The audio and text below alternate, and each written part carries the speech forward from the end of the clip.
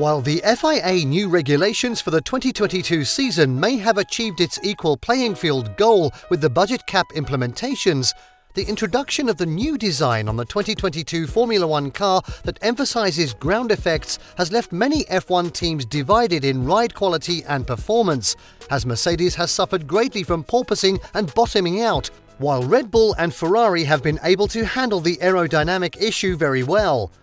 Regardless, the FIA has decided to intervene mid-season after serious concerns for driver safety, and this has divided opinion in the paddock, with Red Bull boss Christian Horner vehemently opposed to these plans, and it appears it might spell bad news for Mercedes, who is strongly affected by this issue.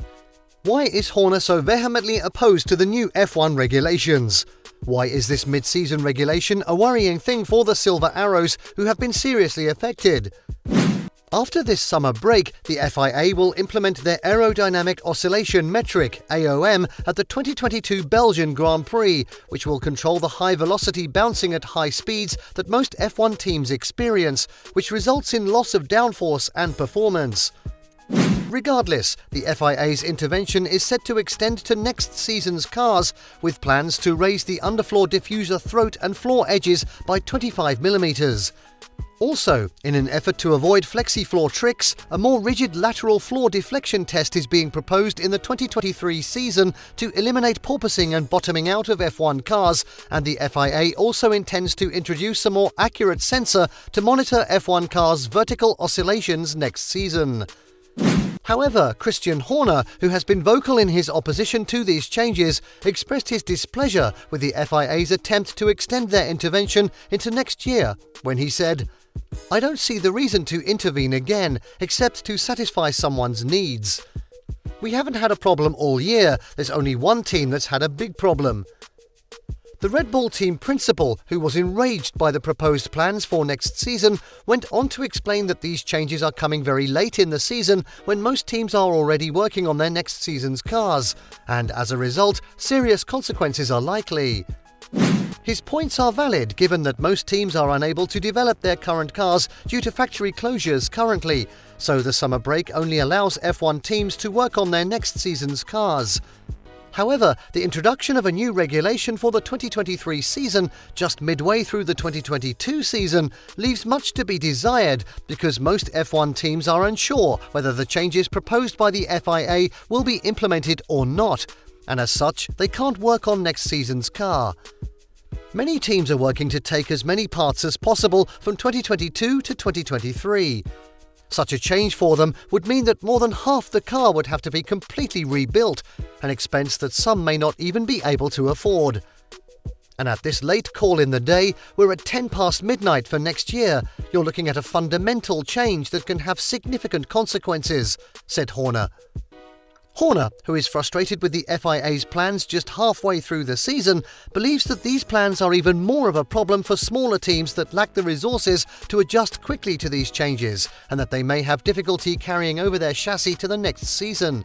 And Alfa Romeo technical director Jean Monchot shares this sentiment when he said, "Seeing that we are a rather small team, we will have to have potentially a slightly more aggressive carryover strategy than some of the bigger outfits.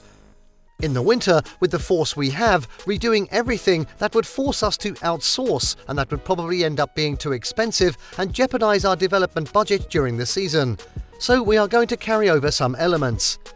And it appears that AlphaTauri agrees with Horner's assessment, as their head of vehicle performance, Guillaume Deserteur, stated that a change in FIA rules will undoubtedly affect their entire design for the 2023 car. "We are in the period of defining the key parameters of next year's car. What should be the fuel volume? What should be the optimal weight distribution of the car?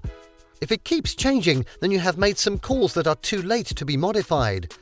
If you said today that we would have to raise the car 20mm because we have a thicker plank, then we couldn't do it because our suspension has not been designed to achieve that," Deserteur said. Christian Horner also expressed his displeasure with the FIA for cherry-picking single elements rather than dealing with the overall package, as he fears an aero-elastic race next season in which each F1 team is chasing a wackier elastic concept.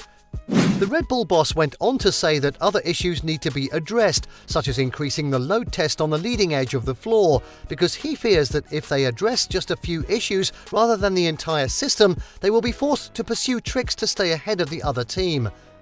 However, in an unexpected turn of events, it appears that the FIA has decided to hold a vote on their proposed changes to combat porpoising, which does not bode well for Mercedes, who has stated that these changes are necessary due to safety concerns.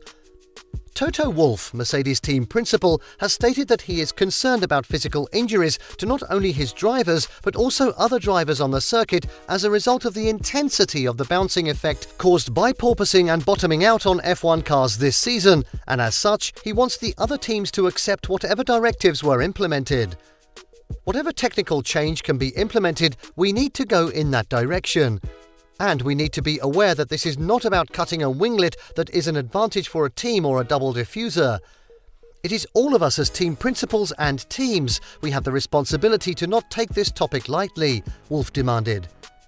Christian Horner, however, dismissed the Austrian's concerns, stating that Mercedes has been impressive in their last 4 races and has not suffered porpoising as a result, and as such, Mercedes' concerns are not valid.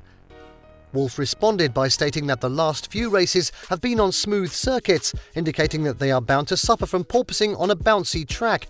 Additionally, the FIA's medical report suggested that 1 to 2 hertz sustained over a few minutes can lead to brain damage, and the Silver Arrows suffer 6 to 7 hertz over several hours, hence the need for FIA intervention.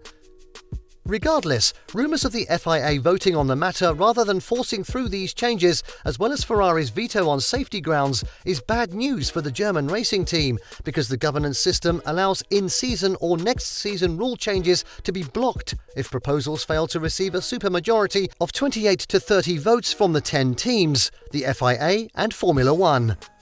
And if Mercedes decides to contest the outcome, they will have to go through legal proceedings, which Horner believes is unlikely because they would rather reach a compromise. I think nobody wants to end up in a legal challenge. I think that there just needs to be a bit of common sense and a bit of compromise. Aston Martin team principal Mike Crack agreed with Horner, saying, "I don't think there will be a legal fight between the parties," he said. "I think we will find a solution, as we have done with many things lately." Nonetheless, most F1 teams appear to be willing to make a compromise by raising their floor edge by 10mm rather than 25mm, but there is no guarantee that FIA President Mohammed Ben Sulayem would agree to this compromise, which could lead to legal battles from Ferrari and Red Bull to challenge the FIA's interpretation of what defines a legitimate safety concern, sufficient to justify these proposals.